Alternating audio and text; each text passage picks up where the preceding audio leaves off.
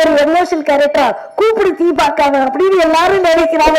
ஏன் தெரியல, ஒருவேளை நல்ல முந்தாடிய தூக்கி வைப்பாருன்னு நினைக்கிறாங்களோ என்னவோ தெரியல. எல்லாரும் ஆங்கிலத்துல தேங்க்யூ தேங்க்யூன்னு சொன்னாங்க. அக்கா வந்து நன்றின்னு தமிழ்ல சொல்றேன். ஏன்னா தமிழ்ல ரொம்ப அழகான ஒண்ணு சொல்லிட்டு முடிச்சுக்கிறேன். இந்த இம்மன்னா அப்படின்ற ஒரு வார்த்தை இருக்கு. உயர்வு சிறப்புண்மை, இழிவு சிறப்புண்மை.